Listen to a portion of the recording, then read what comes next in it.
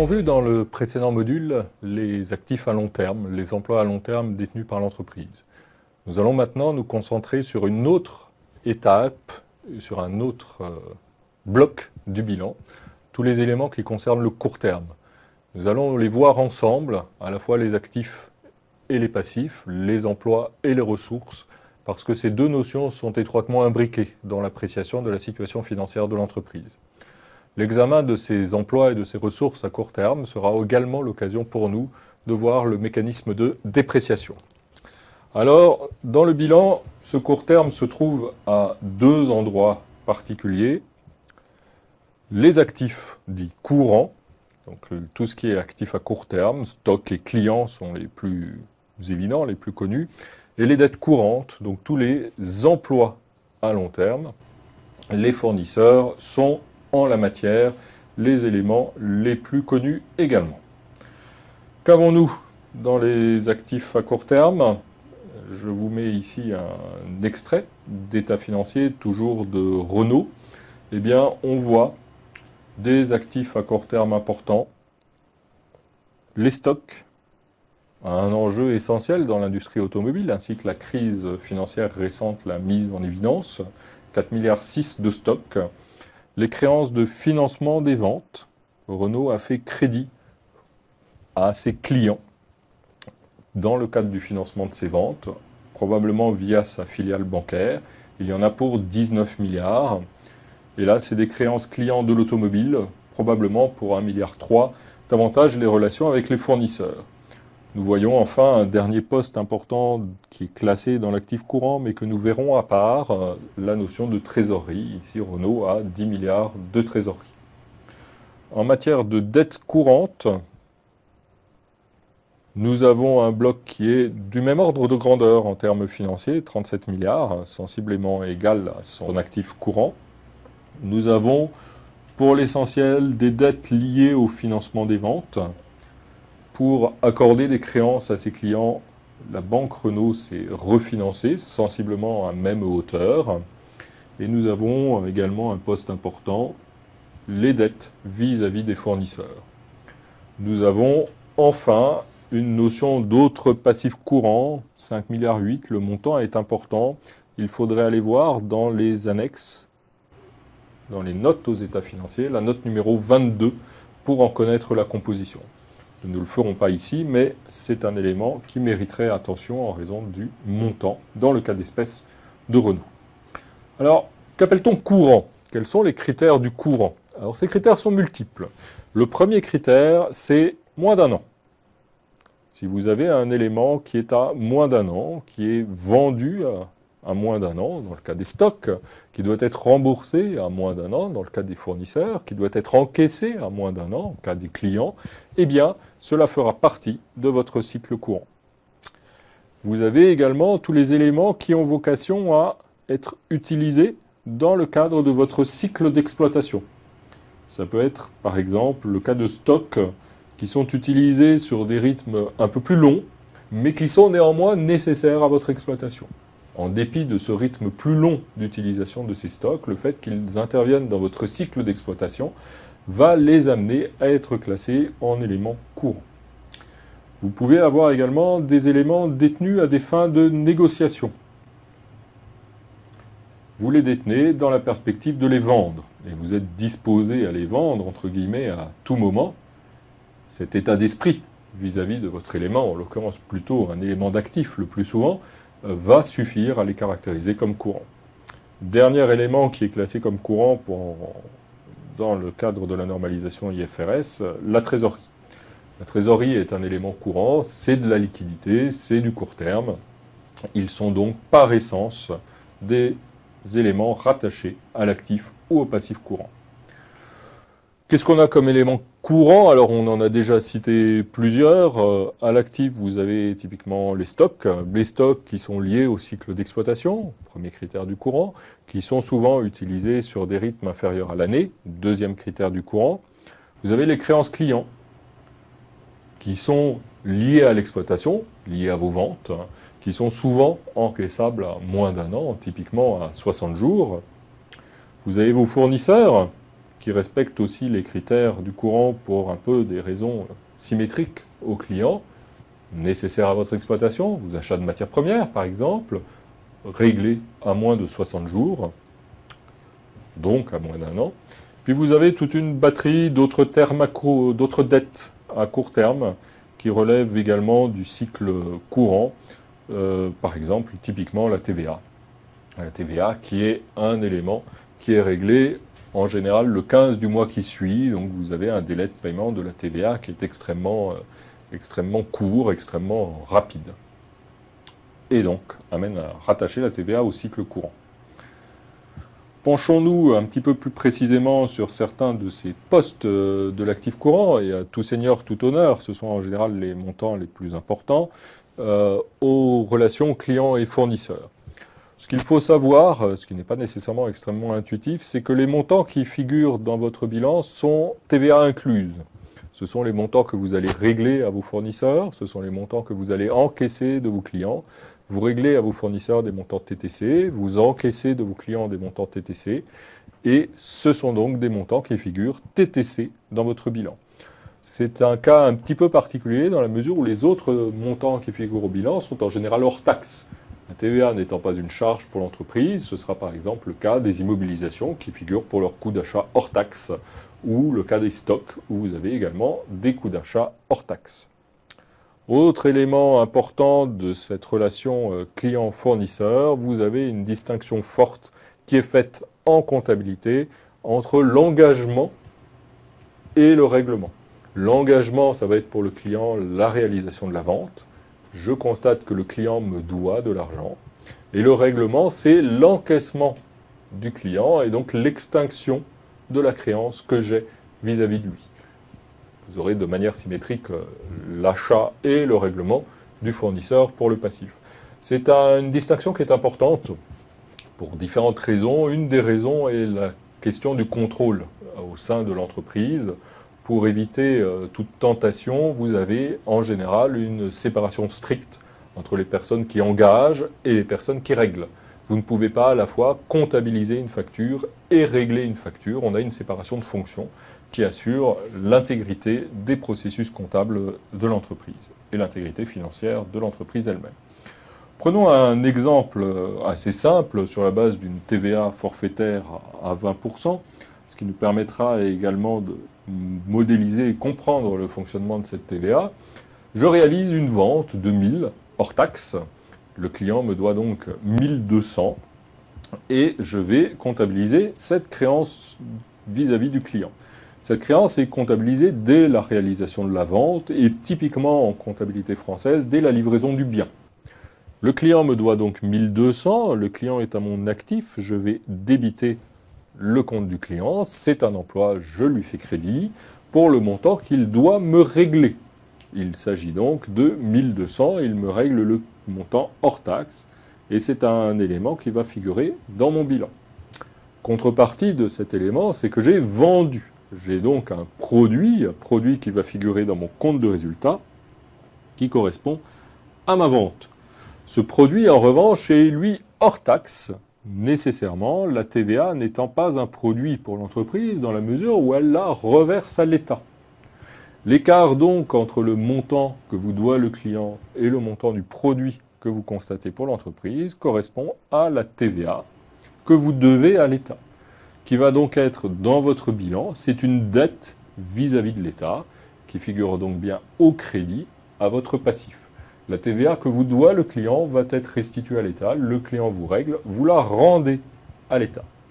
Au moment du règlement, vous allez simplement constater l'extinction de la créance du client, comme nous le mentionnions en module 2, vous avez l'extinction par l'inscription au crédit et la constatation de l'arrivée de liquidité, la liquidité qui est un emploi pour l'entreprise, qui figure donc à son actif. Vous avez une écriture qui est liée à la trésorerie ici, et ici l'écriture qui est liée à l'engagement, en l'occurrence de la vente, là. Distinction, engagement, règlement dans le cadre du client. On peut faire l'exercice de manière symétrique pour les fournisseurs, toujours avec une TVA à 20%. J'achète pour 1000 hors taxe, 1200 TTC, je dois donc à mon fournisseur 1200, et je le note au crédit, c'est une dette, c'est une ressource vis-à-vis de mon fournisseur. La contrepartie, c'est un appauvrissement de l'entreprise définitif que je vais inscrire donc dans mes achats, qui figure en compte de résultat, au débit. Rappelez-vous, le côté de l'appauvrissement de l'entreprise, le débit. L'écart entre les deux, entre mes 1200 et mes 1000, correspond à la TVA, cette TVA que je vais avoir le droit de récupérer auprès de l'État. J'ai donc une créance de TVA sur l'État, créance que je vais inscrire à mon débit. Car l'État me doit de l'argent, je fais crédit à l'État du montant de la TVA. Il s'agit donc d'un emploi. Vous voyez que mon écriture est équilibrée, total débit égale total crédit. Nous aurons de la même manière l'écriture de trésorerie, constatant l'extinction de la dette et la sortie de la trésorerie. L'extinction, règlement, engagement, en matière, ici, non pas de vente, mais d'achat. Deuxième poste important en matière d'actifs et de passifs courants, en l'occurrence d'actifs, les stocks. Alors les stocks se distinguent par deux problématiques particulières. Première problématique est celle de la méthode de valorisation. Vous avez tout un ensemble d'éléments qui vont figurer à vos stocks, qui vont rentrer, qui vont sortir. Il va falloir convenir d'un principe de valorisation des montants qui rentrent et des montants qui sortent. Il y a en comptabilité française deux méthodes qui sont acceptées. La méthode dite du premier entrée, premier sorti, PEPS, aussi connu sous le nom de FIFO, First In, First Out. Et vous avez la deuxième méthode qui est une méthode du coût moyen pondéré. Dans la méthode du premier entrée, premier sorti, PEPS, vous allez valoriser le bien qui sort au coût d'achat du premier bien que vous avez acheté et qui est toujours en stock. Dans la méthode du coût moyen pondéré, vous allez sortir le bien avec un coût qui est la moyenne des coûts d'achat des biens figurant en stock. De méthode conventionnelle, le deuxième enjeu en matière de stock, c'est la question de la notion d'inventaire. La question de quand est-ce que je vais tenir mon stock. Vous avez en comptabilité deux grandes méthodes. L'inventaire dit intermittent et l'inventaire permanent. Le plus fréquemment utilisé, c'est de très loin l'inventaire intermittent. Et nous allons nous pencher dessus en raison de la présence de soldes caractéristiques de cet inventaire intermittent dans le compte de résultat. Donc nécessaire de le comprendre pour avoir accès à la compréhension du compte de résultat. Partons de l'idée, j'ouvre mon exercice, je dispose d'un stock initial de 1000. Que va-t-il se passer pendant l'année? Je vais consommer ce stock initial. Je vais l'utiliser pour fabriquer et vendre des biens. Ce stock initial est donc consommé, je vais l'inscrire en charge dans mon compte de résultat. L'entreprise s'appauvrit parce qu'elle utilise un stock dont elle disposait. Au terme de la première année, mon stock initial est donc de 0. Je l'ai consommé. À la fin de l'année, je vais aller dans mon entrepôt et je vais constater que j'ai un stock final de 1200. Ce stock final correspond à des biens que j'ai achetés au cours de l'année, des biens qui ont été comptabilisés en achat, en charge, en appauvrissement de l'entreprise au cours de l'année, et qui n'ont pourtant pas été utilisés pour être vendus. Et donc, leur présence en charge donne une mauvaise image de la performance de l'entreprise, puisqu'elle constate un appauvrissement sans le produit correspondant. Je vais les vendre l'année prochaine, fort vraisemblablement, donc j'aurai mon enrichissement l'année prochaine. Il faut que je renvoie le coût d'achat de ces biens à la période au cours de laquelle je vais avoir le produit de leur vente. Comment vais-je faire? Eh bien, je vais inscrire ces biens à mon bilan en contrepartie d'une annulation du coût d'achat. Moins 1200. Ce sont des achats que j'ai comptabilisés à tort en charge. Et donc vous avez une diminution de vos charges de 200 qui correspond à la variation de stock. Votre variation de stock est de 200. Entre le début et la fin de l'exercice, votre stock a augmenté de 200. Vous avez stocké, vous avez un stockage net. Le montant de ce stockage net va venir diminuer vos charges.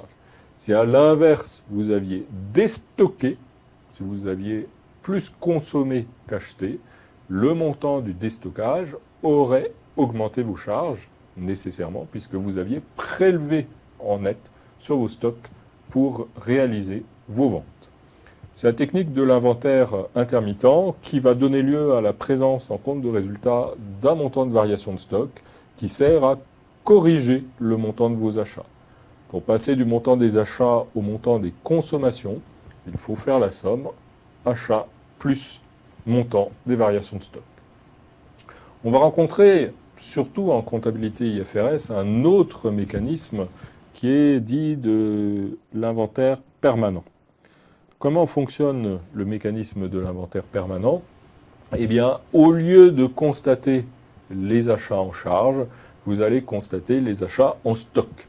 Donc tout à l'heure, nous avions acheté à nos fournisseurs un montant de 1000 hors taxe, 1200 TTC, c'est le montant que nous devions à vos fournisseurs. J'ai donc 200 de TVA que je vais récupérer auprès de l'État, comme tout à l'heure.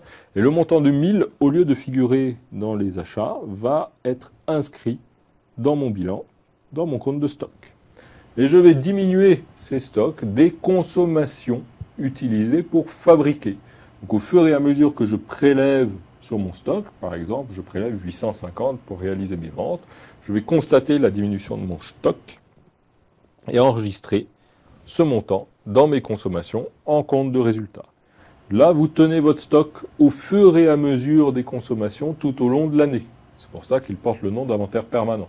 Par opposition à la technique que je viens de vous présenter auparavant, la technique de l'inventaire intermittent, vous allez regarder votre stock une seule fois en cours d'année, le dernier jour de l'année, vous allez voir votre stock et regarder combien vaut votre stock et comptabiliser une variation de stock.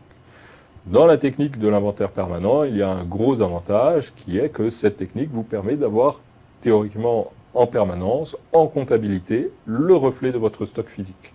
Ce que ne vous permet évidemment pas la technique de l'inventaire intermittent où votre comptabilité reflète votre stock physique une fois par an, chaque fois que vous allez faire l'inventaire de votre stock. C'est pour ces travaux d'inventaire que les magasins sont périodiquement fermés, ainsi que la mention sur les pancartes à la porte vous le rappelle.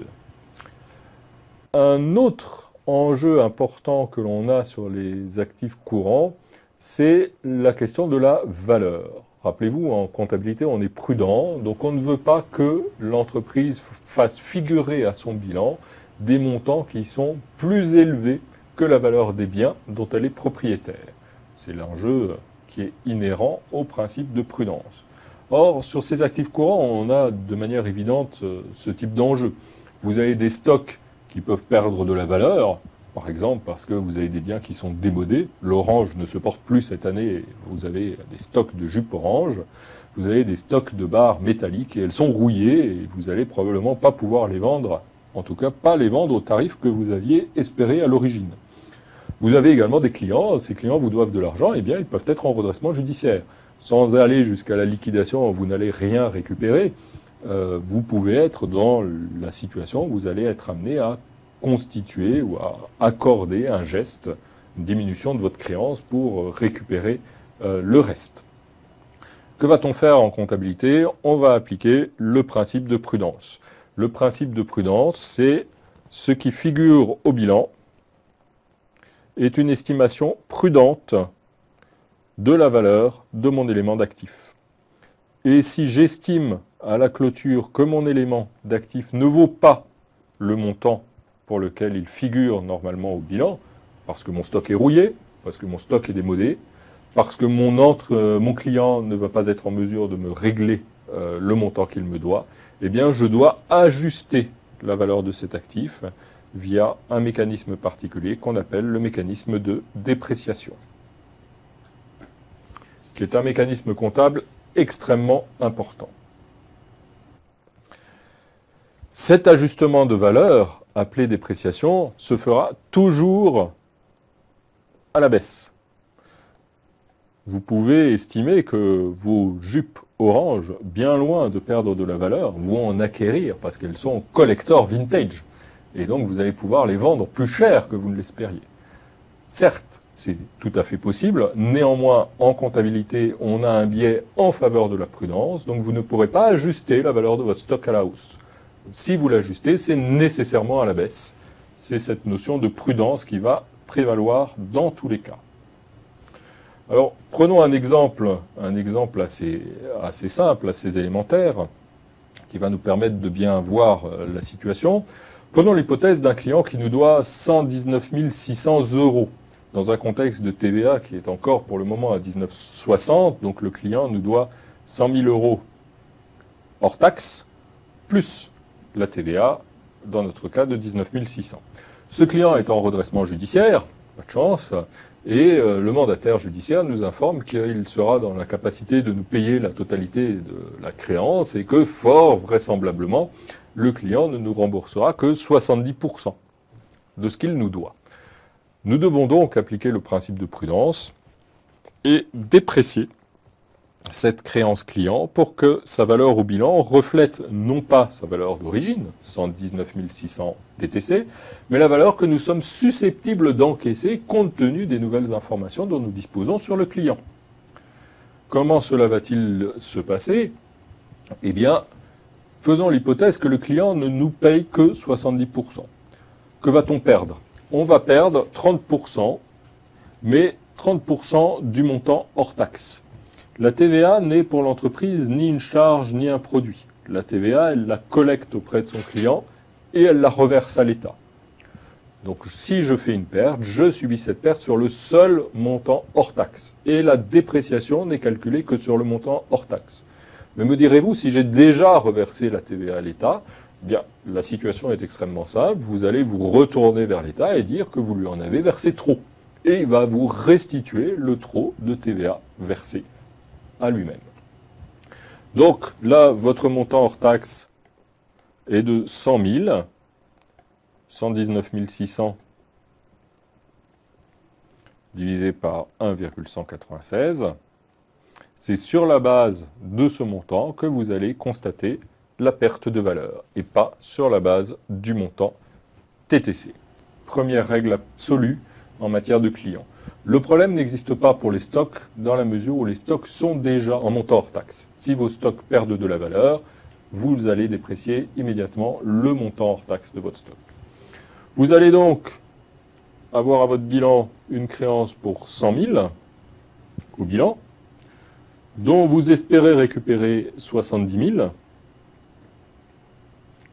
récupération probable. Vous avez donc un écart de 30 000, eh bien, ce montant correspond au montant de votre dépréciation que vous allez être amené à comptabiliser comme un appauvrissement possible de l'entreprise, probable, parce qu'il n'est pas certain que le client vous payera que 70 000, peut-être qu'il se remettra, retournera à meilleure fortune, un appauvrissement probable seulement, possible, mais que la prudence vous amène à constater. La dépréciation est donc une perte, certes, mais une perte qui présente un caractère de probabilité. C'est ce qui est sa première caractéristique. Cette probabilité se deviendra certitude uniquement lors du règlement effectif par le client ou lors de la vente pour le stock. C'est à ce moment-là que vous passerez de la notion de dépréciation à la notion de perte, d'une simple question de classement comptable, mais qui est importante pour la lecture des états financiers.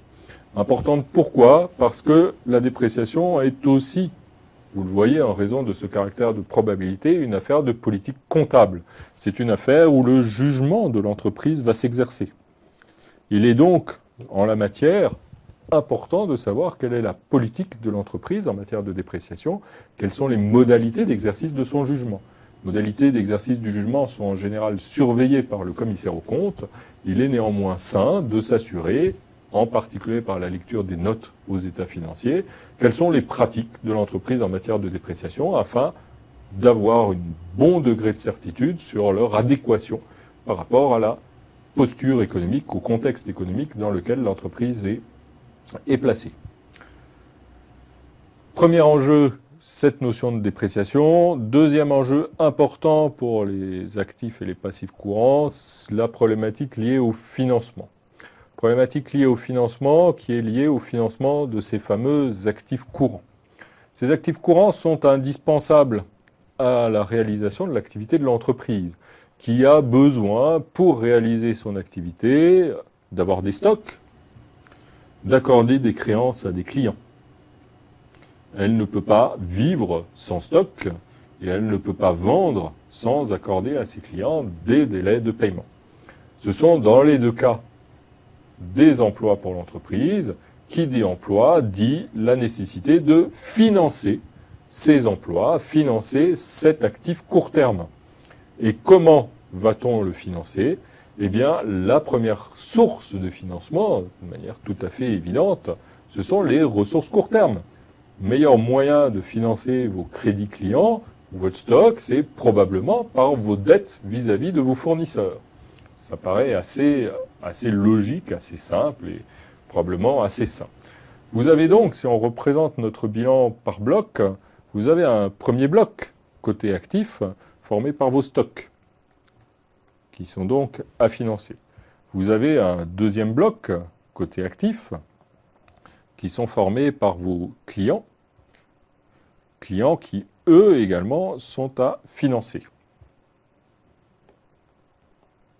Et pour financer ces besoins clients, ces besoins liés au stock, vous disposez d'une ressource fort précieuse, quoique en général pas tout à fait suffisamment abondante, ce sont vos dettes vis-à-vis de vos fournisseurs.